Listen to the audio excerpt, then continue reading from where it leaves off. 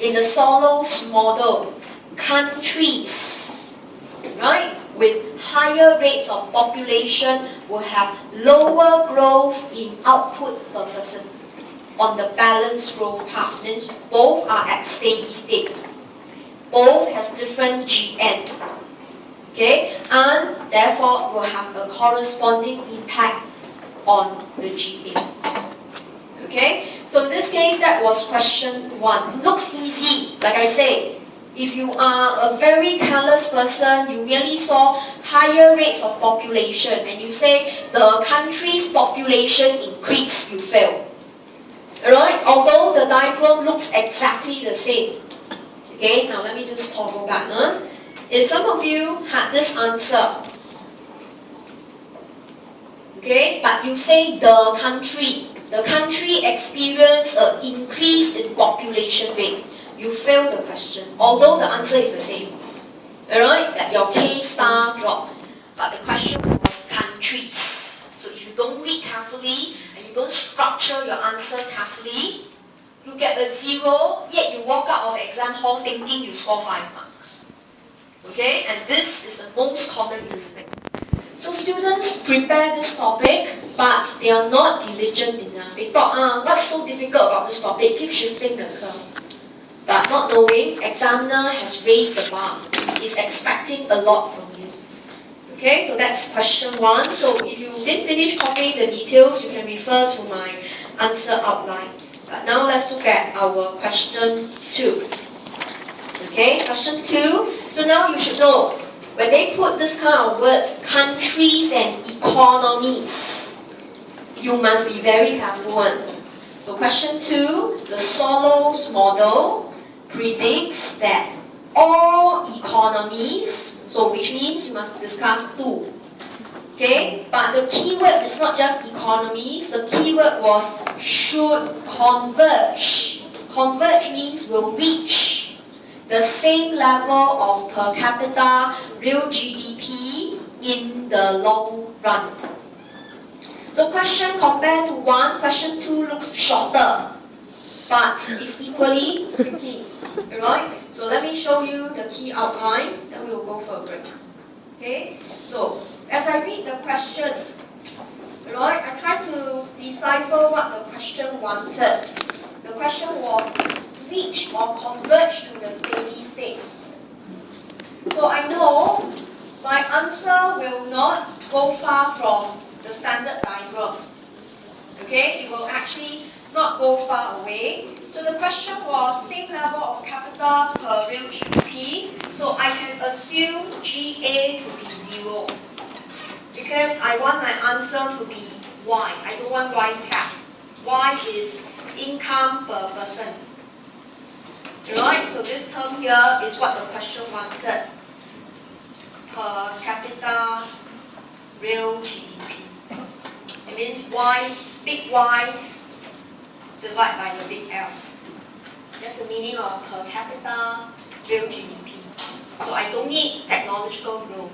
But if you carelessly put the K cap, Y cap, it's fine. You will not be penalized.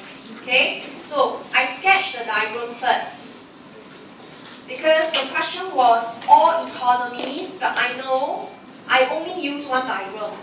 So I have my production function, my savings function, and my cost line, delta plus G and K. Right? So you should know, all your answers will actually anchor on this diagram. And you should not spend too much time to draw. By now, you should be able to finish drawing in a couple of seconds. Alright? Large, accurate, and well labeled. So this is the standard diagram. Now you want to say countries converge. So you look at your diagram and you see carefully. This is where you want them to be, right? K star 1. The meaning of converge means like that. You go from the left or you go from the right. That's the meaning of converge. So that gives me the perimeter to discuss there is a country A here. Right? With a smaller K and a smaller Y. And correspondingly, I will have another country on the right, okay, that will go leftwards, which is having a higher capital and a higher output per person. So you can see, I'm still planning my answer. I check. Countries should converge to K star 1. And if they reach K star 1, what will happen? All of them will have Y star 1. So when you plan your answer and you keep checking the question, they should align to each other. So what are the two keywords? Countries, to tell you must have two. Converge, telling you they are not at steady state. One is on the left, one is on the right. Alright, so I'm going to just give you the outliner. So you're going to explain how A and B can reach K star 1. Which is not difficult. We did this in lecture. It's always comparing benefit and cost. Alright, and how you reach point A. But if your answer was merely this, you only get 2 marks. What was a key assumption? What did you assume? Alright, you actually assume A and B, they share, again, the exact characteristics.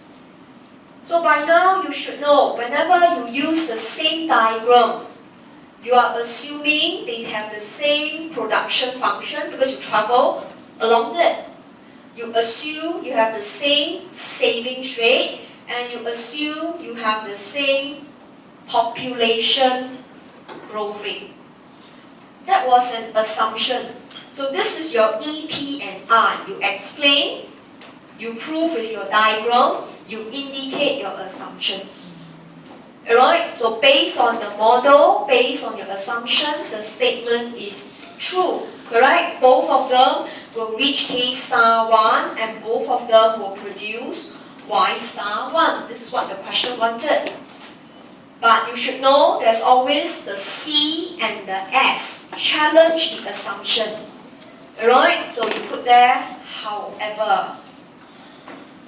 Right? However, okay, A and B may not share the same savings rate and population growth rates. Okay, so you can highlight, right? For example, okay, put in a country. Okay, put in a country, right? Let's say China. She can have a higher S. Then put in another country, say, than Myanmar. Okay, don't need to draw, but you know, right? If you have higher S, you will have higher K, you have higher Y. So therefore, right, the Y star of China can be larger than the Y star of Myanmar. So you can talk about savings rate. So that's why in my lecture notes, I gave you articles on China. And you readily use it, so you can say China's savings rate is higher, one of the highest in the world at 0.3. You don't know Myanmar, doesn't matter. You can put any country you like, you don't know, never mind.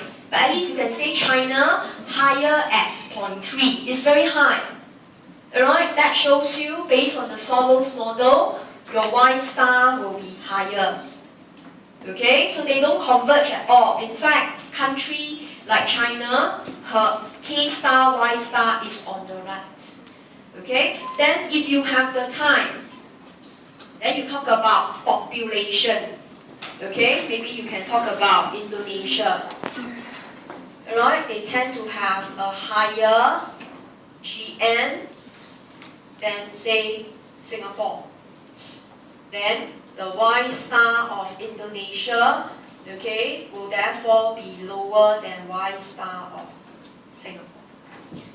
So what you want to show is, therefore, countries in the world do not share the same characteristics, especially savings rate and population. You don't have two countries exactly the same. right? You don't have mutated countries, right? You don't have, countries are not produced from a factory. They are all different, especially savings rate and population rate. So this is the easiest see the world, easiest for you. But if you have time, you also discuss population. You don't need to draw. Alright, don't go and waste your time and go and shift the curve, no need. But you know the intuition behind it. This will give you a full 5 marks, and in fact will push you to beyond 5 marks, because you don't just say they have different characteristics. You have see the world. Alright, that enrich your answer. So you look at question 2 and question 1. They were different. Question 1, you actually shifted the curve. Yet you're still talking about 2 countries. And the question was on growth rates. Question 2 was much easier, but you can miss the boat altogether if you don't plan carefully. So in this case, when you see all countries, all economies, you pick 2. So this answer was easier, and this answer itself gives you the perimeter to do your EPICS. Explain, prove with diagram, indicate assumptions, challenge assumptions, see the world. So remember, when you challenge assumption and see the world, we are not expecting you to write lengthy answer. It's usually 1 to 2 lines only. But it will put the examiner on the back seat and say, well, you are totally well prepared. Okay? When 2 markers mark your script, they both agree you should get more than 5 marks, because it reflects your skills, it reflects your confidence level. Go back and write out question 1 and 2, both must finish in 10 minutes. And you realize it's possible.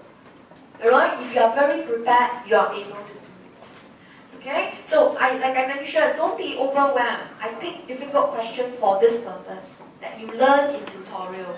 I don't want to give you easy question, buy a wrong confidence for you, and then when you go for exam, you can't do a single question, because you can only do easy questions.